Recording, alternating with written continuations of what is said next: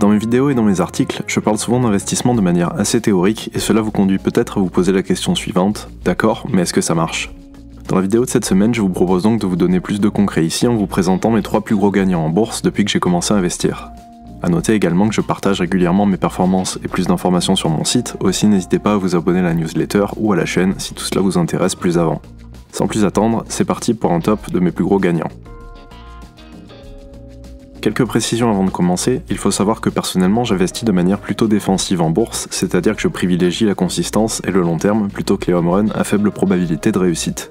Ce qui veut dire que vous ne trouverez probablement aucune micro-cap sur laquelle j'ai fait du x10 000 ici, tout simplement parce que ce n'est pas la manière de laquelle j'investis.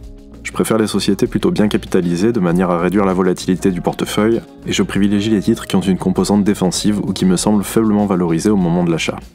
Si vous avez seulement 1000 € en bourse, les paris risqués sur de petites capitalisations ne vous feront peut-être pas peur, mais si vous détenez une part de votre patrimoine en actions assez élevée, vous deviendrez automatiquement plus conservateur et vous penserez d'abord en termes de risque avant de penser en termes de rendement. Ceci étant dit, cela ne vous empêchera pas d'avoir de bons rendements si vous faites bien les choses, comme je vous propose de le voir dans la suite.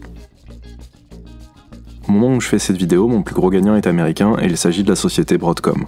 Broadcom est une valeur technologique qui opère entre autres dans le secteur des semi-conducteurs et qui a récemment explosé en bourse suite au boom des actions sur la thématique de l'IA. Actuellement, le titre affiche une performance de 204% dividendes exclus et une performance estimée d'un peu plus de 240% dividendes réinvestis, ce qui représente des retours annualisés de grosso modo 32% par an depuis l'achat du titre. Broadcom a largement bénéficié de la récente frénésie spéculative sur le secteur des valeurs technologiques qui était certes difficile à anticiper, mais qui dernièrement a donné un net coup de boost à ses performances. Cependant, même avant la IA Mania de 2023, le titre affichait des performances très solides et des retours annuels élevés. Quand j'ai acheté l'action, Broadcom présentait un mix idéal de rendement, de valeur et de croissance, un cocktail dont il est rare de trouver simultanément les 3 ingrédients au même endroit en bourse. Et le cocktail a payé car le titre est aujourd'hui un de mes plus gros gagnants sur les États-Unis. Passons maintenant au titre numéro 2 qui est cette fois une valeur française que vous connaissez probablement.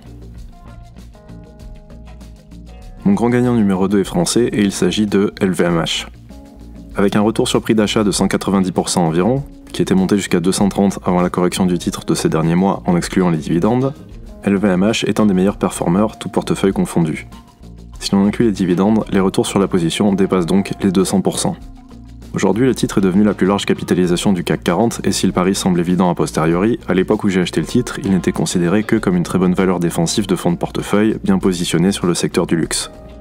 Dans le même secteur, vous aviez le choix entre Hermès, qui se payait à mon sens trop cher pour avoir une marge de sécurité à l'époque, Kering, qui était bien plus risqué du fait du ralentissement des ventes de Gucci, ou encore L'Oréal, qui est souvent elle aussi considérée comme une valeur opérant sur le secteur du luxe, mais qui se payait elle aussi assez cher à l'époque. Et bien sûr, nous avions Vuitton, qui semblait à mon sens être la meilleure option des 4. Quelques années plus tard, Hermès et LVMH ont pris la tête de très loin du marché parisien, et je n'ai pas fait le calcul exact dividende inclus, mais il est possible qu'LVMH ait réussi à battre Hermès en termes de retours totaux. Car leurs retours en termes de prix sont assez proches, mais LVMH paie des dividendes 2 fois plus élevés depuis bien des années. Les retours de LVMH depuis mon prix d'achat sont estimés autour des 25% par an sur la période, ce qui est, vous vous en doutez, très supérieur à la moyenne. LVMH était un pari ici plutôt orienté croissance, car le titre ne s'est jamais échangé sur des multiples de bénéfices aussi aberrants que ceux d'Hermès par exemple, mais cela n'a jamais été exactement une action value, même s'il était possible de l'avoir relativement peu cher durant la période Covid. Pour la dernière valeur de ce top 3, je vous propose donc de voir un pari 100% orienté rendement et value et qui affiche lui aussi des retours supérieurs à 100% aujourd'hui. Attention, il s'agit d'une valeur controversée ici, cependant il s'agit sans doute du pari qui aurait le plus plu à Howard Marks parmi les valeurs de cette liste. Il s'agit de ExxonMobil avec des retours de plus de 118%. À cause de l'explosion des fonds ESG et des nouveaux critères de notation green, additionnés à une chute historique du cours du pétrole pendant la crise du Covid, beaucoup de valeurs du secteur de l'énergie se sont retrouvées à des prix rarement vus au cours de leur histoire. À l'époque, quand j'avais posté au sujet des actions de ce secteur, j'avais reçu des messages de plusieurs personnes me disant qu'ils trouvaient que l'idée n'était pas bonne car le pétrole était fini, terminé, dépassé, le carburant de l'ancien monde, etc., etc. En bref, vous aviez un mélange quasi parfait de chiffres tout à fait corrects publiés par ces entreprises malgré la tourmente, de rendements élevés, de valorisation faible et de valeurs dénigrées par l'opinion générale. Ce qui était un parfait mix pour ouvrir la voie vers de belles performances futures.